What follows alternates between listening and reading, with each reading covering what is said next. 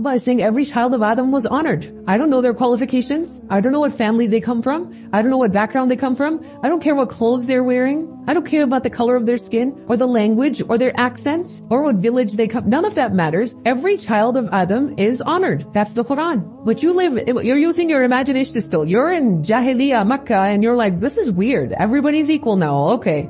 This homeless kid outside is equal to me. What kind of religion is this? Doesn't make no sense. But you start thinking, maybe this makes sense. Maybe all human beings are equal. Maybe it doesn't make sense to have all these different religions and gods. Maybe there is only one religion. Maybe there is only one God. I need to hear him out more. And you start quietly listening to this man, Muhammadur Rasulullah sallallahu alaihi wasallam. And then you decide, you know what? I'm going to be the first in my family to get up and say, Ashhadu an la ilaha illallah wa ashhadu anna Muhammadan abduhu wa rasuluh. Just use your imagination. When you do that, what's your family's reaction gonna be? Look, they call the messenger what? Insane. They say, you're becoming insane with him? Look, he's crazy. Nobody follows him. Why are you following him? We used to respect him and like him when he wasn't seeing these crazy things. We used to like him. But clearly he's suffering from some kind of problem and he's lost his mind and you're losing your mind over nothing. You need to be normal. Normal means you need to be like everybody else. Because when you're not like everybody else, then you are insane. So these people, the first people that accepted Islam, you know what they did? They were ready to leave everyone's support behind. They didn't need anybody else's motivation. Like nobody was motivating them. In fact, everybody was demotivating them. If they accepted Islam, the people who loved them are upset with them. The people who did business with them don't want to do business with them. The people who they used to look up to now look down on them and they distance themselves from them.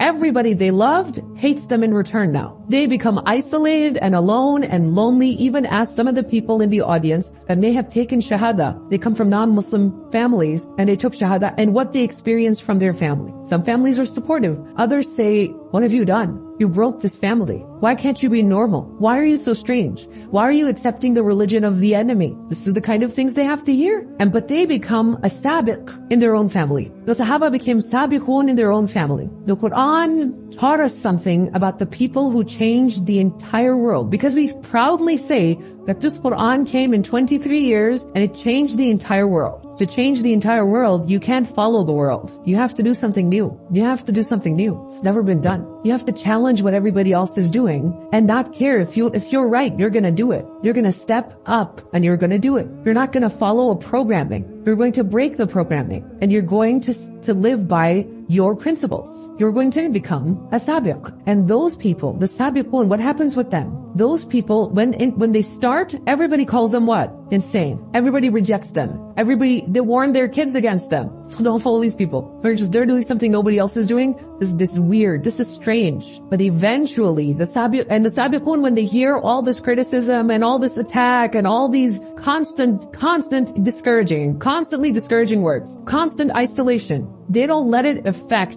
their motivation. They don't let it be affected. And they keep pushing forward. And eventually, what does Allah do for people like that? He wants to test them. How much do they want to be a sabiq or do they want to be a follower? And eventually they break through. And eventually Allah gives them victory. And once Allah gives them victory, you know what happens? Other people now want to follow them. They want to follow them. And this is a sunnah of Allah. It didn't just happen in the seerah of the Prophet sallallahu alaihi wasallam. This happens in the world all the time. This is from the sunnah of Allah. You have somebody who has a crazy idea. They say, I'm going to make, mini cupcakes.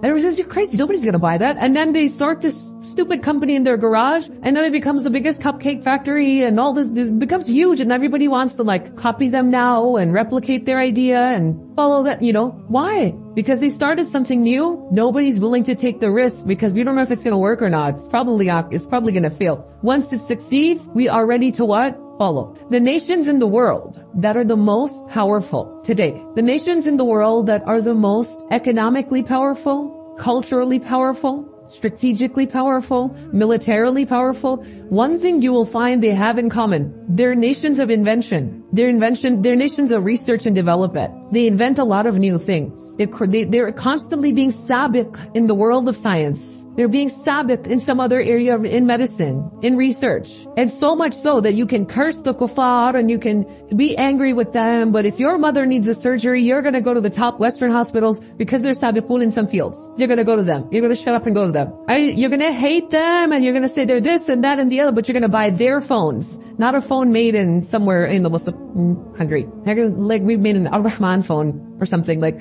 it's not gonna, and nobody buying it. When it comes time to buy a car, you're not gonna buy like Abdul Karim's, 4x4. Why not? Because those people became sabiqun in building cars. They became sabiqun in building microchip technology. They became sabiqun in medical research, isn't it? And when they become sabiqun, the entire world starts depending on them. They start depending on them. But the thing is, what makes them so powerful? Is it their natural resources? Is it oil? Is it gas? Is it minerals? Is it plutonium? No, it's the human mind. They create a culture in their societies, the leading nations in the world. They create a culture where they say, we want you to experiment and we want you to try new things. And if you fail, try again. And if you fail, try again until you succeed. And we are going to fund what they call research and development. That's what they do. And this is so powerful that Muslims from around the world, smart Muslims from Pakistan, Bangladesh, Syria, Saudi, all over the world, when they want to do serious research in a field and they want to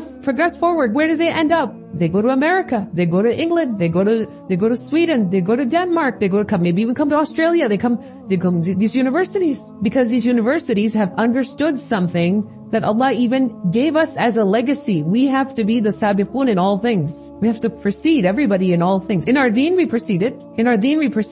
But even in the sciences, even in business, even in community development, where it's so easy to look at another community and say, oh, these people, man, they have so much power. Did you ever study how did they get that power? Oh, no, shaitan was with them. The Dajjal helped them. That's your answer. This is why you can't progress. This is why you can't be heard, because you're not understanding something fundamental that is from the sunnah of Allah. It's from the sunnah of Allah that those who will put in the work and those who will be sabiqun will find success, and everybody else will follow them. Everybody else will be like that. And take any field. Stories are written a certain way, right? And there's a standard in English literature for how stories are written. And somebody comes along and writes a very different kind of story where the ending is being written in the beginning and they reverse the script and all of this stuff. And all of a sudden that becomes a #1 movie. And now there's 1,000 movies copying that model because it's something new, pioneering, and something innovative constantly. Why am I giving you this entire talk? Because there's something I want you to get out of your system. Stop being a copier. Be innovative. Think originally. So many Muslim youth, what should I do for Islam? I want to be an influencer. Really? So you want to be an influencer? You're under the influence, buddy. Why do you want to be ask yourself that. Oh, because I saw this other person who's an influencer? That's so cool. I want to do that too. Isn't that copying? I want to create content. Like your idea of serving the Ummah is creating content, right? Well, what does that mean? Well, let me see what other people are producing. Let me copy along, because that's trending right now. So let me produce something that's trending. Let me use a hashtag that everybody else is using. Copy, copy, copy, and copy.